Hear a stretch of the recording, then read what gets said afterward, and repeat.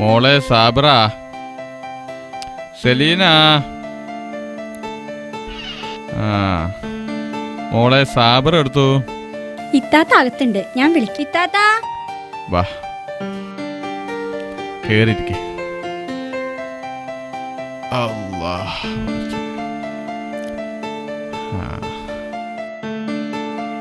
ഇതിന്റെ ചെറിയ മോള് സെലീന, ഇത് മൂത്തോള് സാബിറ. ഇവർ രണ്ടാള് മൂത്തോന ജബ്ബാർ. മക്കളെ, ഇത് അബ്ദുള്ളാജി, ഉപ്പാന്റെ ചെറുപ്പത്തിലുള്ള ഒരു ചെങ്ങായിയാ. പൊന്നാനി ദർസിൽ കിതാബ് ഓതുമ്പോഴുള്ള ബന്ധ. പിന്നെ ഞാൻ ഈ നാട്ടിക്ക് മുക്രയേറ്റ് പോകുകയും ചെയ്ത് ലോഞ്ചിന് ദുബായിക്ക് കയറുകയും ചെയ്ത്. പിന്നീട് 40 കൊല്ലത്തിന് ശേഷം ഇന്ന് കാണാൻ ഞങ്ങള്. ഗൾഫിൽ ആദ്യം കുറെ കഷ്ടപ്പെട്ടെങ്കിലും പിന്നീട് പടച്ചോ അടിക്കടി ബർക്കത്ത് ചൊരിഞ്ഞോണ്ട് ഞാൻ ഇപ്പൊ നല്ലൊരവസ്ഥയിലാ. പഴയ കാലത്തെ ഓർമ്മകളില് കുഞ്ഞുമൈദീൻ ഇടക്കിടക്ക് കയറി വരാറുണ്ടെങ്കിലും അന്വേഷിച്ച് കണ്ടെത്താൻ പറ്റിയത് ഇപ്പോഴാണ്. ഇവിടെ പൊന്നാങ്ങരയിൽ വന്ന് അന്വേഷിച്ചപ്പോള് ഞങ്ങള് തമ്മിൽ കണ്ട് എല്ലാവരും ഓനെന്നോട് പറഞ്ഞു, നിങ്ങളാരും ഇനി വിഷമിക്കണ്ട, എല്ലാ പ്രശ്നങ്ങൾക്കും പരിഹാരം ഉണ്ടാക്കാം. 2 ദിവസം കഴിഞ്ഞാൽ ഞാൻ ദുബായിക്ക് പോകും, 3 മാസം കൊണ്ട് തിരിച്ചും വരും. അപ്പൊ ജബ്ബാറിനെ ഒന്ന് കാണുകയും ചെയ്യാ. നല്ല മനസ്സ് വെക്കുകയാണെങ്കിൽ ദുബായിക്ക് കൊണ്ടുപോവുകയും ചെയ്യാ. മോളെ സെലി, ഹാഷിമോൻ എടുത്തു. ഓൻ അപ്പുറത്ത് കളിക്കുക. ഇവളെ കാര്യം ഞാൻ നേരത്തെ പറഞ്ഞതേ. ഇവളെ മാപ്പിളുടെ കാര്യം അറിയാലോ. ചായ കുടിക്കേ. കുഞ്ഞുമൈദീനെ, ഒന്നോർത്ത് മനസ്സ് തളർത്തണ്ട. സാമ്പത്തികമായിട്ടുള്ള അതിന്റെ എല്ലാ പ്രശ്നങ്ങൾക്കും നമുക്ക് പരിഹാരം ഉണ്ടാക്കാം.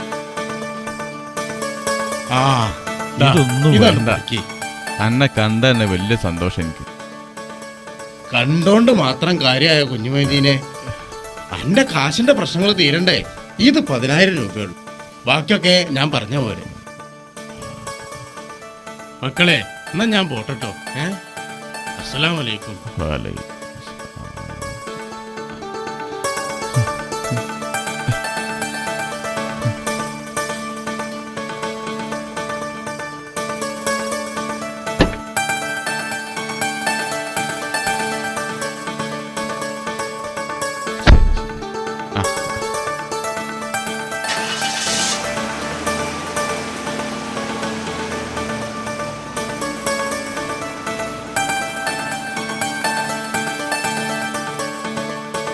മോളെ സാബി, രാത്രി ഞാനും ശരിയില്ലാത്തോണ്ട് ഇത് ബേജാറാവരുത്. വേണമെങ്കിൽ അപ്പുറത്തെ പൊരലെ കുഞ്ഞാശാത്തനെ വിളിച്ച് തുണക്കെടുത്തിക്കൊണ്ട്. അതൊന്നും വേണ്ടപ്പാ, എനിക്ക് പേടിയൊന്നുമില്ല. സെലീനാക്കി PSC ടെസ്റ്റ് ഇത്ര ദൂരാവെന്ന് കരുതില്ലല്ലോ. പടച്ചോന്റെ വേണ്ട കണ്ടെങ്കിൽ ഓക്കൊരു ഗവൺമെന്റ് ജോലി ശരിയാവും. നമ്മളെ കുറെ ബേജാറും ബത്തപ്പാടൊക്കെ മാറി കിട്ടും. ഇപ്പച്ചി, എല്ലാം നേരെയാവും, നിങ്ങൾ വിഷമിക്കല്ലേ. ഇത്താത്ത, എന്നാ ഞങ്ങളെ ഇറങ്ങട്ടെ കേട്ടോ.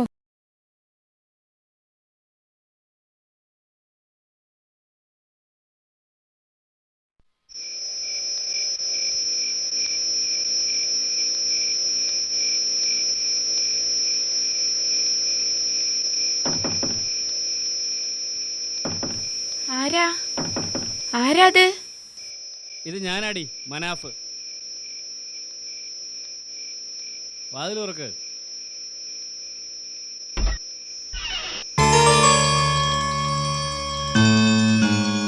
എന്തേത്? എവിടെ എന്റെ ബാപ്പയും പൊന്നാര അനിയത്തിയും? നിങ്ങള് കള്ളുടിച്ചിട്ടാ വന്നേക്കണത്? എന്റെ റബ്ബേ, എന്താടി അനക്ക് പറ്റിയില്ലേ? ഇതൊക്കെ ഞങ്ങൾ ആണുങ്ങൾക്കൊരു ഫാഷനാ. കുറച്ച് മദ്യപാനമൊക്കെ ഇല്ലെങ്കിൽ ആണാന്ന് പറഞ്ഞിട്ട് എന്താടി കാര്യം?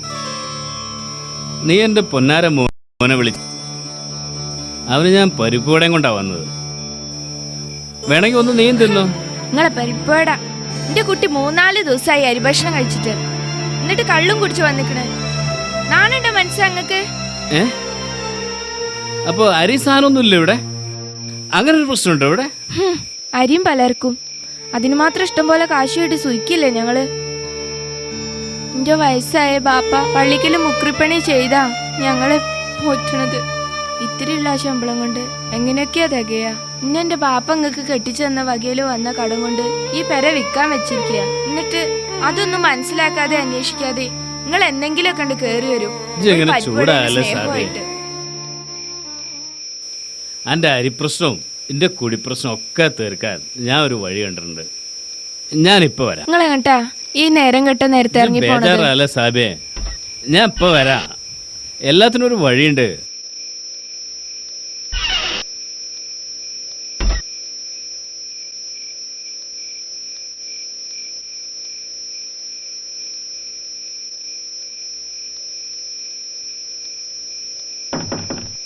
വാതിൽ തുറക്ക്.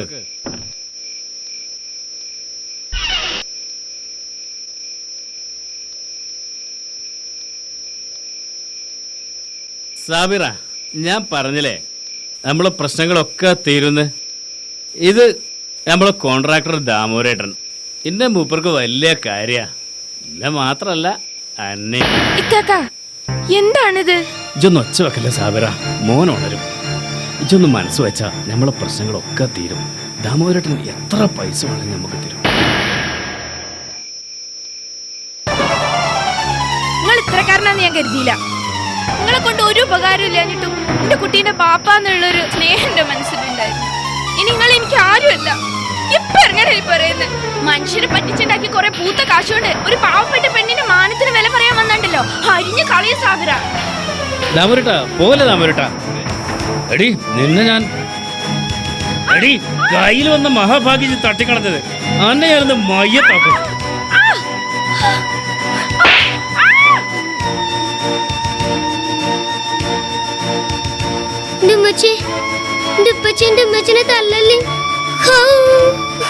എടി ഇതുകൊണ്ടൊന്നും തീർന്നു വിചാരിക്കണ്ട, മനാഫ് ഇനിയും വരും. ഇങ്ങനാണെങ്കിൽ ഉപ്പച്ചി ഇന്ന് വരണ്ട.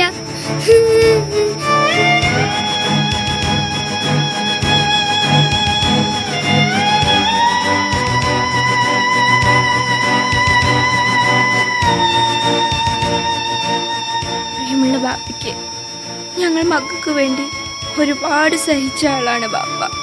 പ്രത്യേകിച്ച് എനിക്ക് വേണ്ടി. ബാപ്പാക്ക് ഒരിക്കലും സഹിക്കാൻ പറ്റാത്ത ഒരു പ്രശ്നം ഉണ്ടായതിൻ്റെ പേരിൽ ഞാനും ഹാഷിമോനും ഈ ലോകത്തുനിന്ന് പോവുകയാണ്. ചെയ്യുന്നത് തെറ്റാന്നറിയാം. ഇതല്ലാതെ എൻ്റെ മുമ്പ് വേറെ മാർഗമില്ല. ഹാഷിമിൻ്റെ ഉപ്പ ഇവിടെ വന്നിരുന്നു. എന്നെ വിറ്റ് കാശാക്കാനുള്ള പുതിയ പദ്ധതിയായിട്ട്. ഞാൻ ആകെ തകർന്നു ബാപ്പ. ബാപ്പാന്റെ മോള് മാനം വിറ്റ് ജീവിക്കുന്നവളാണെന്ന് ആളുകളെ കൊണ്ട് പറയിപ്പിക്കാതിരിക്കാൻ ഇതല്ലാതെ വഴിയില്ല. നല്ലവനായ ഒരു ഭർത്താവ് എൻ്റെ സലീനയ്ക്കെങ്കിലും ലഭിക്കട്ടെ എന്ന പ്രാർത്ഥനയോടെ നിങ്ങളുടെ സ്വന്തം സാബിറ.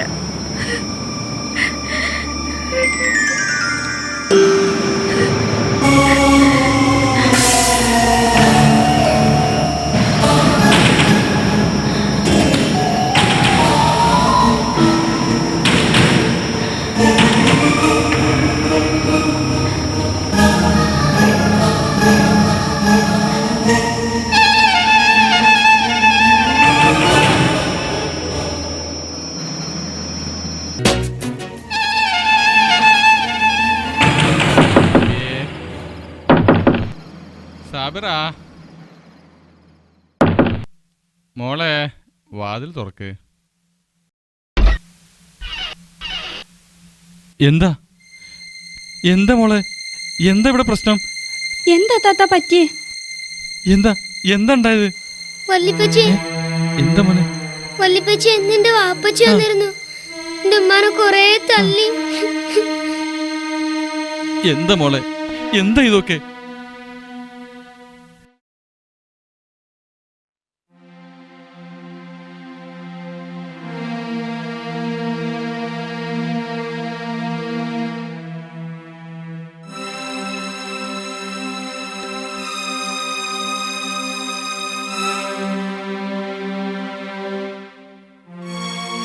ഇപ്പച്ചി, ഇതാ നോക്കിയൊരു കത്ത്.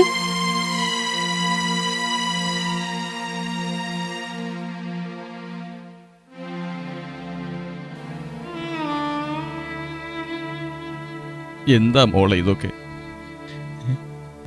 അന്റെ മനസ്സിന്റെ അവസ്ഥ മനസ്സിലാവാഞ്ഞിട്ടോ അന്റെ തേങ്ങൽ കേൾക്കാഞ്ഞിട്ടോ ആണെന്ന് കരുതരുത്. ഇനി ചെയ്യാൻ ഉദ്ദേശിച്ച കാര്യം വളരെ വലിയ തെറ്റാണ്. പടച്ചോൻ പൊറുക്കാത്ത കാര്യം. പടച്ചോൻ വേണ്ടി വെച്ചതേ നമ്മുടെ ജീവിതത്തിൽ ഉണ്ടാവുള്ളൂ. ഹൈറും ഷെറും അള്ളാന്റെ അടുത്തുന്ന. നമ്മൾ മുസ്ലിമീങ്ങളാ, അല്ലാതെ ഈ പൈങ്കിളിക്കതൊക്കെ വായിച്ച് കാണിച്ചു കൂട്ടും ചേൽക്ക്.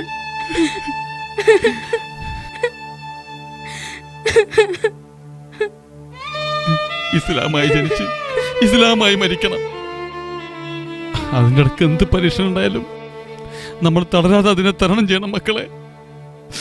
അല്ലായിരുന്നെങ്കിൽ നിങ്ങളെ ബാപ്പയെ ഞാനും ജീവിച്ചിരിക്കൂലായിരുന്നു. കഴിഞ്ഞ 12 കൊല്ലായി ഈ പടച്ചോന്റെ മുമ്പിൽ കുമ്പിടാൻ തുടങ്ങിയിട്ട്.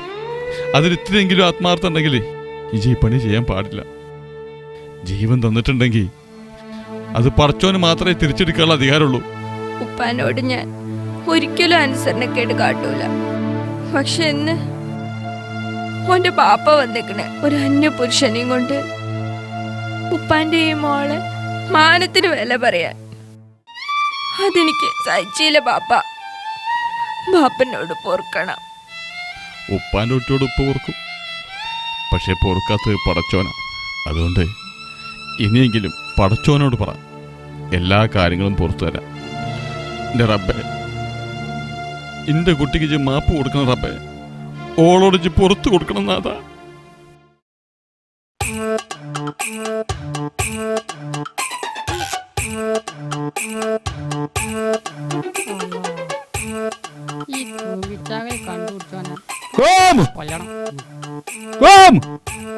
എത്തപ്പ ഇങ്ങോട്ടൊന്നും തിരിഞ്ഞു നോക്കാതെ പോണത്?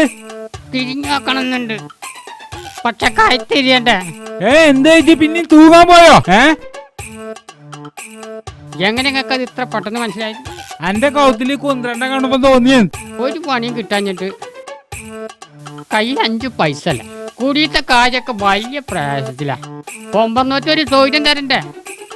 അതിൽ മനം വരത്തിട്ട് ഞാൻ തൂങ്ങിയതാ. പക്ഷേങ്കിൽ കയറ് പൊട്ടി താഴെ വീണു. അതുകൊണ്ട് ഇജ്ജ് രക്ഷപ്പെട്ടൂലേ? രക്ഷപ്പെടേ തെറ്റ കുഞ്ഞാപ്പൊക്കെ നിങ്ങൾ പറയണത്. 5 പൈസ അല്ലാതെ വീണ്ടാമതും ഞാൻ എന്റെ പെണ്ണുങ്ങളെ വീർത്ത മോറ് കാണണ്ടേ? എന്നാ ഇജ്ജ് ഇവിടെ നിന്നോ, എന്റെ തീറ്റയും കൂടി നടക്കും ചോദിച്ചും ചെറിയൊരു കൂലിയും തരാം. എന്നാ വാ, ഇജ്ജ് ഇവിടെ നിന്നോ, ഒരു ചായ ഒക്കെ കുടിച്ചോ.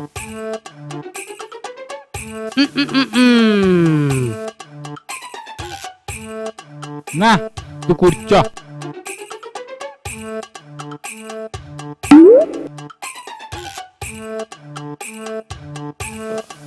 അതൊക്കെ ഉണ്ടല്ലേ പഴയ എന്നെ തിന്നാൻ പൂജയുണ്ട്. എന്റെ ചങ്കക്കൂടി ഇത് ഇറങ്ങണ്ടേ, എന്നാലും ഒന്ന് തിന്നെ. നിക്കട്ടെ അത് വേണ്ട.